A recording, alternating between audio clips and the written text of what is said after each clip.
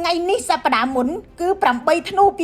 2025ជាថ្ងៃដែលយន្តហោះចម្បាំងថៃបើកការវាយប្រហារតាមអាកាសលើទឹកដីកម្ពុជាគ្រាប់បែកគ្រាប់ផ្លោងគ្រាប់បែកចង្កោមកំភ្លើងធំរត់ក្រោះផ្សែងពុលទប់ថ្មើរជើងរបស់យោធាថៃបានវាយសង្គ្រប់សន្ធប់បំពេញប្រទេសដ៏តូចមួយ7យប់8ថ្ងៃជាប់គ្នាកងកម្លាំងកម្ពុជានៅបន្តឈរជើងក្នុងសមរភូមិយ៉ាងអង្អាច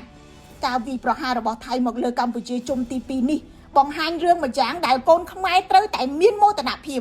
នោះគឺការវិវត្តនិងការត្រៀមខ្លួនរបស់កម្លាំងការពារជាតិកម្ពុជាក្នុងរយៈពេលត្រឹមតែ5ខែប៉ុណ្ណោះបន្ទាប់ពីថៃបានវាយលុកកម្ពុជាជុំដំបូងកាលពីខែកក្កដាឆ្នាំ2025នៅក្នុងខែកក្កដាជាការវាយសង្គ្រប់ដែលកម្ពុជាមិនបានរំពឹង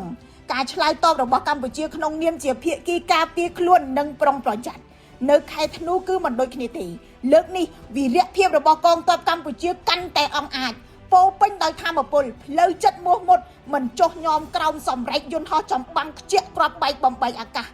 7យប់8ថ្ងៃទ័ពកម្ពុជាបានទប់ការវាយប្រហាររបស់ខ្មាំងពីលើមេឃបំបែកហែកកម្លាំងសត្រូវដែលឈ្មោលរុលនៅលើដីកំចាយកំភ្លើងធំដែលប្រឹងបាញ់បំបុកផ្លោងកំទេចភូមិឋានហេដ្ឋារចនាសម្ព័ន្ធនិងសូម្បីតែប្រាសាទបុរាណរបស់ខ្មែរ7យប់8ថ្ងៃពលទាហានតស៊ូស្រកឈាមរក្សាខ្សែការពារយកទ្រង់ពាំងគ្រាប់ការពារមាតុភូមិនិងជីវិតជនស៊ីវិលក្រោមបទបញ្ជានិងវិន័យយ៉ាងខ្ជាប់ខ្ជួននេះមិនមែនជាសំណាងទេនេះគឺជាការត្រៀមខ្លួនក្នុងរយៈពេល5ខែដ៏ខ្លីការពុះពៀមិនឲ្យសត្រូវបំបែកបានសបញ្ជាក់ច្បាស់ពីការវិវត្តនៃសមត្ថភាពយោធារបស់កម្ពុជាការភ្ញាក់ផ្អើលរបស់ថៃចំពោះកម្លាំងដ៏រឹងមាំរបស់ទ័ពខ្មែរការស្លន់ស្លោរបស់ថៃចំពោះបច្ចេកវិទ្យាអាវុធវាយបកការប្រឹងបំផាំងបំភ្លៃព័ត៌មានពីសមរភូមិរបស់ថៃបង្ហាញថាទ័ពខ្មែរខ្លាំងក្នុងរយៈពេលខ្លីទ័ពកម្ពុជាកាន់តែខ្លាំងក្នុងការប្រឆាំងនឹងសត្រូវដែលមានយុទ្ធឧបករណ៍ទំនើបជាងដោយបានពឹងផ្អែកទៅលើយុទ្ធសាស្ត្រដែលមិនអាចកាត់ថ្លៃបានគឺភាពក្លាហានភាពធន់និងការបដិញ្ញាចិត្តចំពោះទឹកដីក្រោមដំណក់ឈាមជាខ្មែរកងកម្លាំងប្រដាប់អាវុធរបស់កម្ពុជាកំពុងបង្ហាញទៅពិភពលោកថាកម្ពុជាតូចតែមុំសំណេរនេះមិនមែនលើកដំកើងសង្គ្រាមទេ